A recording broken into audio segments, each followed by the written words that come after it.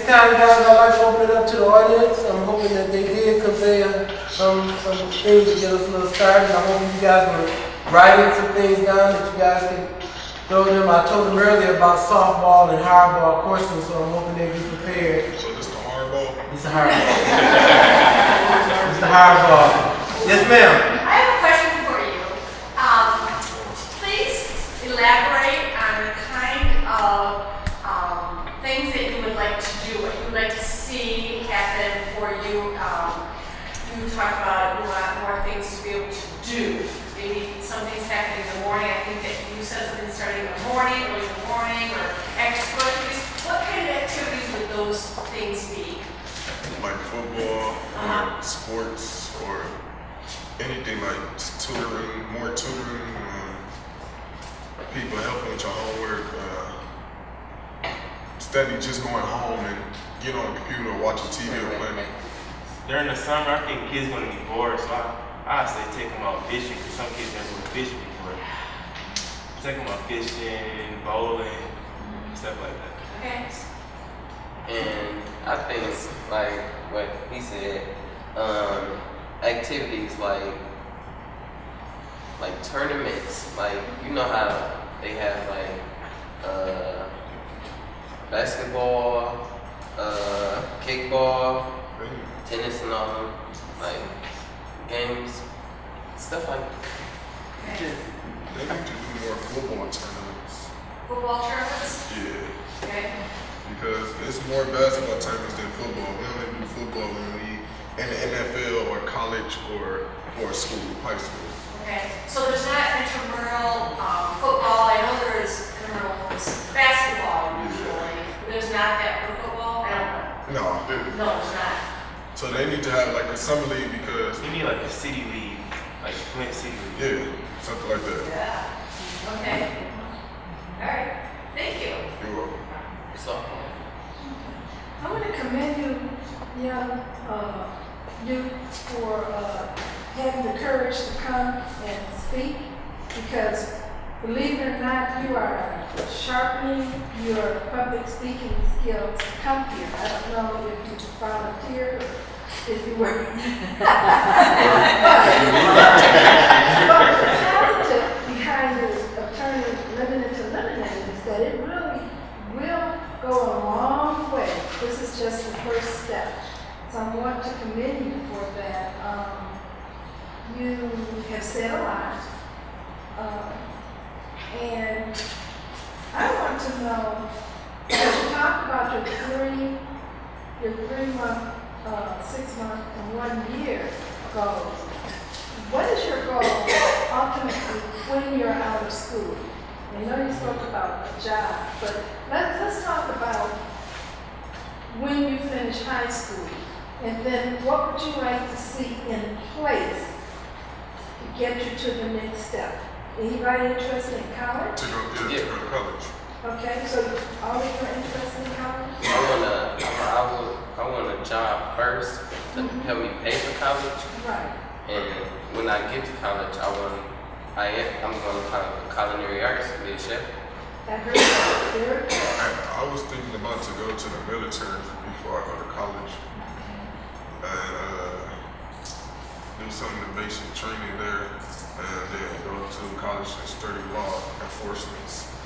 I'm praying for a scholarship for basketball to get to college at Georgetown. And after that, I don't plan on going to NBA or anything. I just want to get to college because I want to like work at GM stuff, get my own money. Okay, we each have some unique goals, and looking at what it will take to get you to your goal is critical. It sounds like you have a plan. You have a plan for how to do that. Yeah, get good grades and never skip school. And I heard mentoring, finding someone to kind of help you in, it's called networking, that can help you achieve your goals. Find that, you said culinary, find that person that's gone down that road before you, that can help you. The same with you, you talked about going into military, finding someone that can be your mentor to help you achieve your goals. And you were talking about basketball, so you're really looking at sports, and finding someone that will help you achieve your goals. Someone that also means don't reinvent the wheel. If you can find that mentor, that person that can help you, it goes a long way. I knew one. Like he used to come in and come talk to our class. He used to go our school. His name's Chef Kobe. He a chef now, and like I can't really have him mentor me because he always like he got jobs. He taking jobs like for like I think he cooked for the Pistons now. Yeah. So he used to come in and talk to our class about what he had to do to become a chef. Like I took some of that down. And that's about it. I got one now, Mr. Roberts. We need more like that.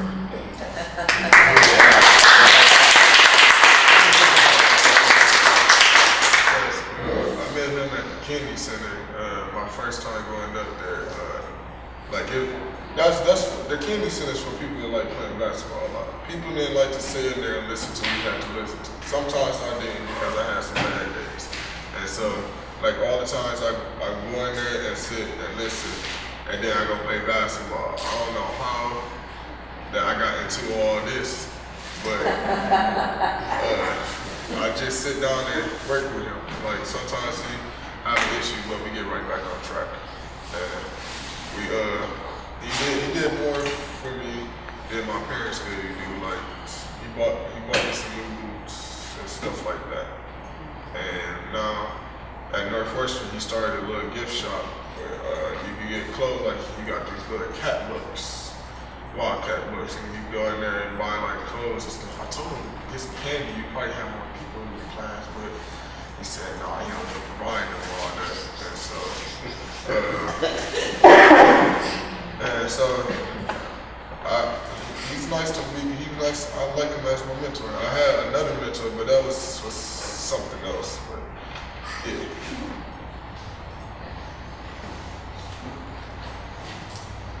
I have a question again. What is Madison School? I've not heard of Madison. It's a charter school in Burton. In Berkeley. Okay. It's like ain't it similar to like Academy of Wisdom? So we came in a little late. I'm sorry. So you go to Madison. Where were the other two? Northwestern. Northwestern. And you're at Northwestern. Okay. Yeah.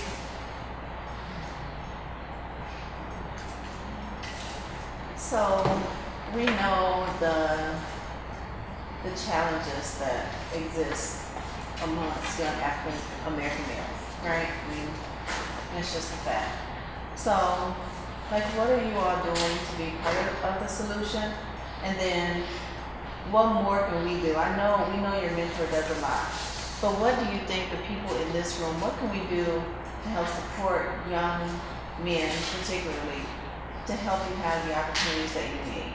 So first of all, what are you doing to be a part of the solution and to be a leader within your community and your home? And then what can we do to support you? What can community do to support you? Staying positive and humble myself in the community. I don't know what the community is. It would be like us. What more can we do? Listening to your story, we don't want to just hear what you're saying, but when we leave this room, what can we do to make things better for you and young people like you? Try to bring more people in and get them to do what we do. Like, Yeah, bring this together. yeah. So it's just not us. Like bring this together somehow. What can y'all do like for us and what situation is this again? Like for what we said, like would it like to change? Yes.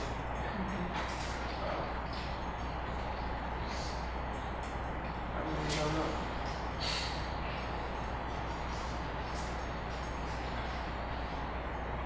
Like if you had me in a room with you, because me, I'm a part of community, and you could say to me, Ms. Dawson, I need these 3 things in order to make my life better and other young people like me lives better, what would that be? That's a hard question. It's a hard one. So I would need to feel, I would like to see, what would that be? I would like to see more peers in the room. More supportive, like the drops, basically. But you were saying more peers, you said something about peers. Yeah, I'd like to see more peers of us. Like, if it's just me and like Ms. Dawson in the room, I'd like to see more so it can be a whole group. So, like, because every time you see one person, you see more come and then more, and then the whole circle get wider, bigger, probably bigger than the earth and stuff like that. And so we would like to see more, not just 3, 2, or 1. We like to see a whole bunch of, like, mostly the whole community. If the parents would like to get up and take their child to the thing and something like that.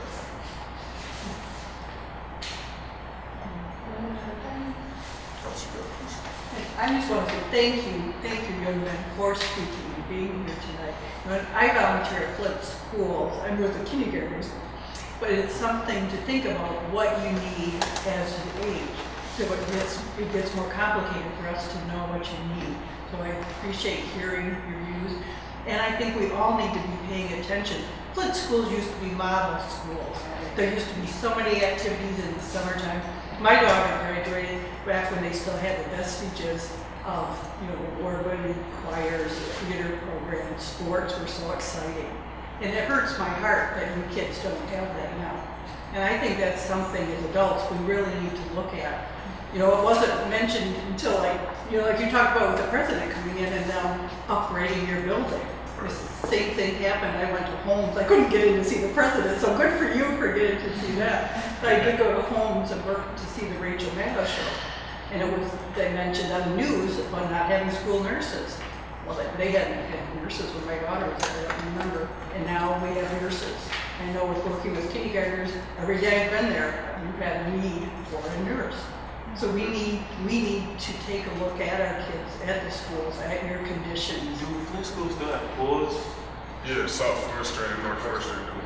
But our swimming teacher moved to a Play-Doh teacher for the LA side. So now, he teaching them how, I guess, whatever they do. But he was a good swimming teacher. I don't know why, but they moved him out. Like, he taught me how to swim. I used to be drowning in the deep end, but now, I can swim now.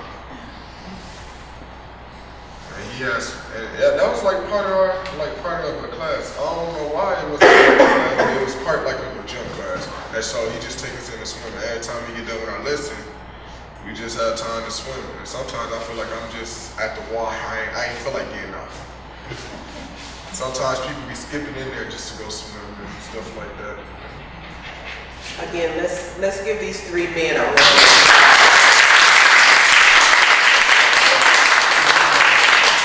The height, don't forget to do your evaluation slips. The library pushes us out here at 7 o'clock because I know he can probably give them a lot more flavor than what they've gotten today. But when you see us out in the community, remember the question that she asked you. What is it that we can do that can help you? Don't ever forget that. If you forget that, you're going to forget who you are. You always strive for the future and for the best. Don't let anybody tell you that you can get any less. All right? That's your challenge, to challenge us. If you win, is that what you asked me? If you win, you win. If you win, we win. The community wins. Thank you again.